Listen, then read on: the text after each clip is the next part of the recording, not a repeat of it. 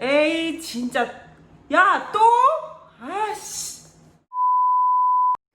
구독, 좋아요, 알림. 안녕하세요 여러분, 헬렌의 한량TV입니다. 야. 자, 저 얼굴 괜찮나요? 요즘에 어떤가요? 자, 한국에서는 출근할 때 솔직히 화장 안 하면 너 옷 벗고 왔니? 이런 느낌이잖아요. 근데 여기서는 솔직히 말해서 아무도 화장을 잘 안 하시거든요. 뭐 선크림 정도 바르면 많이 한다고 생각을 하시는데 저도 여기 와서 제가 진짜 변한 게 화장을 정말 많이 안 해요. 거의 안 한다시피 하죠. 저도 선크림 정도 바르는 정도거든요. 그래서 좀 괜찮으실지 모르겠어요. 다음에는 좀 풀 메이크업을 하고 돌아오도록 하겠습니다. 자, 오늘 말씀드릴 내용은 뭐냐면 캐나다 살면서 제가 느낀 단점에 대해서 얘기하는 시간입니다. 자, 단점 크게 두 가지로 제가 나눠봤는데, 첫 번째는 이제 캐나다가 너무 느리다는 거예요. 모든 면에서 행정적이나 뭐 어떤 일 처리하는 것에서 모두 느리다는 점이거든요. 그래서 어떤 걸 예를 들 수 있냐면 제가 또 정리를 해봤어요. 자, 첫 번째로 느린 게 뭐냐면 transportation이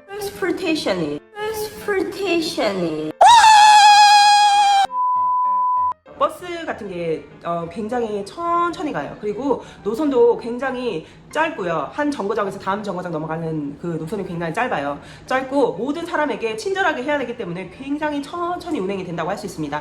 얼마 전에 제가 이제 버스를 타고 이제 가는데 버스가 출발을 안 하는 거예요. 그래서 무슨 일인가 하면서 또 한국인이잖아요. 다른 사람 호들갑 안 떠는데 저는 막 호들갑 떨면서 앞을 봤어요. 봤더니 이제 자전거를 타시는 분이 이제 자전거를 버스 앞에다 걸고 자기가 타는데 이제 앞에 거는데 시간이 굉장히 걸리는 거죠.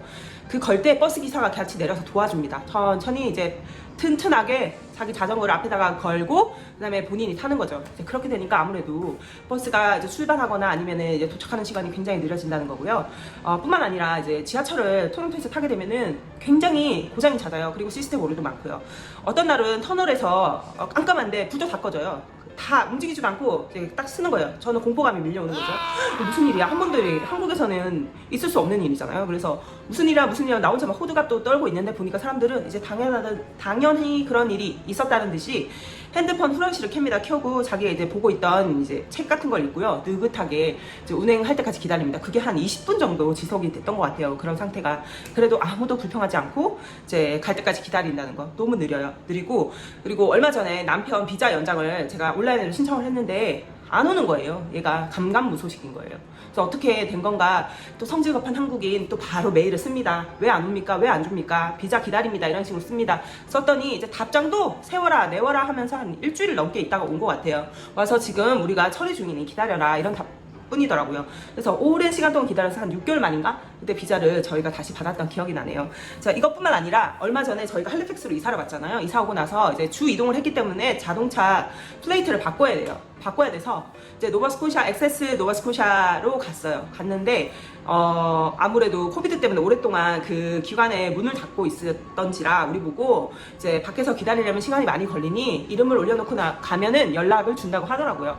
2시간 있다가 연락을 준다는 게 꼭 감감무소식. 그래서 또 성질급한 우리는 또 달려갑니다. 갔더니 우리가 아직도 처리가 되지 않고 있던 상황이었어요.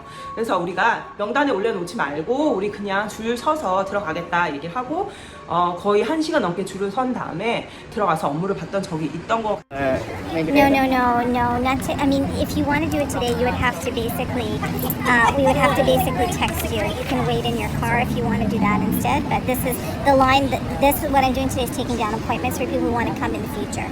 The next 2 weeks. Can you guess it? How long does it take? Can you guess? Today, it's at least 2 hours.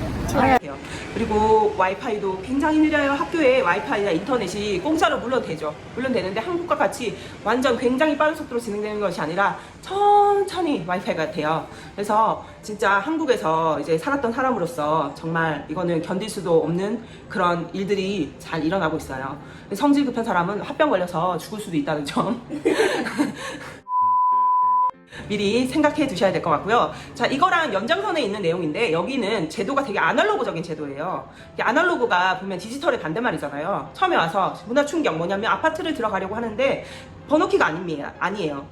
그래서 그러면 이거 어떻게 들어가나 했더니 열쇠를 아직도 사용합니다. 그래서 어떤 사람한테 물어봤어요. 왜 아직도 이건 열쇠를 사용하냐? 번호로 들어가면 되지 않냐? 이랬더니 그거를 최첨단 시스템을 사용할 아직까지는 그런 필요성을 자기네들은 못 느끼겠다는 거예요. 그래서 아파트는 주로 아직까지는 키를 이용해서 이제 들어가고 있어요. 한국 사람이면 절대 이제 이해 못하는 그런 이제 시스템이죠. 그리고 이제 저와 아까도 말씀드렸다시피 모든 행정이 느리다고 말씀드렸잖아요. 그 이유는 뭐냐면 신청을 할 때 우리나라 같으면 온라인으로 들어가서 신청서를 작성한다던가 이런 식이잖아요. 그러면 뭐 일주일 안에 답이 온다던가 뭐 며칠 만에 답이 온다던가 이런 식인데 이곳은 느릴 수밖에 없는 이유가 뭐냐면 모든 그런 처리 시스템이 아날로그예요. 신청을 온라인으로 이제 신청서를 쓰더라도 모든 무슨 다큐멘테이션이나 서류 같은 거는 다 우편으로 보내야 돼요. 그럼 우편으로 가는 시간도 있고 그것을 받아서 처리하는 시간이 굉장히 오래 걸리기 때문에 아직도 아날로그고 느리다는 점. 예, 그게 제가 살면서 굉장히 불편했던 단점 중에 하나고요. 자, 두 번째 단점은 뭐냐면 바로 더럽다는 점이에요. 굉장히 지저분하다는 점이에요. 예, 이게 단점인데 이제 한국 사람들의 이 청결함의 이 관점과 이곳의 청결함의 관점은 조금 다른 것 같아요. 그래서 뭐냐면 제일 처음에 또 놀랐던 게 뭐냐면 여기는 베드버그라는 게 있어요. 뭔지 모르시죠? 저 베드 침대에 있는 어떤 이 벼룩 같은 이제 존재인데 이제 워낙 이제 이곳이 이제 더럽게 사용하다 보니까 아파트마다 그런 게 많은 데가 있어요. 이 베드버그는 사람을 이제 피부 같은 데를 공격을 해가지고 이제 피를 이렇게 먹고 사는 그런 기생충의 일종이죠. 그래서 베드버그가 있고 쥐하고 바퀴벌레 나올 때 간혹 있어요. 그래서 바퀴벌레는 이제 좀 난민들이 많이 거주하는 곳이거나 아니면은 청결함에 조금 무딘 사람들이 거주하는 아파트라면 꼭 있다고 생각을 하시면 돼요. 그래서 한국 아줌마들은 한국의 강력한 바퀴벌레 약을 가지고 와서 집에다 곳곳에다가 이렇게 바르시는 분들도 있고요. 이제 쥐가 나왔다고 하는 이제 아파트도 제가 들어봤어요. 그래서 이런 청결도에서 굉장히 떨어진다는 점. 그리고 두 번째 또 충격받았던 게 뭐냐면 이곳은 이제 서비스하는 기사님들이 방문을 하실 때 신발을 신고 저벅저벅 들어오세요. 그럼 우리나라 같은 경우에는 온돌 문화에다가 이제 집에 들어갈 때 항상 신발을 벗고 들어가잖아요. 그래서 이해가 아직 안 되는 부분이 많았어요. 근데 토론토 같은 경우에는 이민자가 많이 살고 아무래도 문화가 많이 혼용이 된 곳이라 항상 물어보시더라고요. 내가 신발을 신고 들어가도 되겠니? 아니면은 내가 덧신을 사용할게. 뭐 이런 식으로 신발을 위에 이렇게 덧신을 이렇게 이제 끼고 들어오시는 경우도 있더라고요. 근데 얼마 전에 이제 제가 이사를 오기 전에 아파트를 쇼잉할 때는 모든 아파트를 보시러 오는 사람들은 신발을 신고 들어오세요. 그래서 제가 너무 굉장히 기분이 안 좋아져서 그 매니저한테 얘기를 했어요. 신발 좀 벗고 들어와라. 이렇게 얘기를 했더니 매니저가 더 화를 냅니다. 저한테. 신발을 벗었다가 만약에 네가 부주의하게 널어놓았던 바닥에 물건들 때문에 이 보러 온 사람이 발을 다치거나 하면 네가 다 책임을 질 것인가에 대해서 막 이렇게 항의를 하면서 이렇게 저한테 화를 내더라고요. 그래서 가자마자 막 이렇게 청소를 했던 이런 기억이 납니다. 예, 그래서 한국하고는 조금 다른 이렇게 다른 정도의 청결함 이런 생각을 가지고 있는 것 같아요. 그래서 제가 이 두 가지 큰 카테고리를 얘기해 봤습니다. 캐나다 살면서 제가 느꼈던 아주 안 좋았던 점. 자, 오늘은 여기까지 제가 말씀을 드렸고요. 다음에는 좀 더 재밌는 내용으로 여러분들한테 돌아올게요. 그럼 구독, 좋아요, 알림, 바이!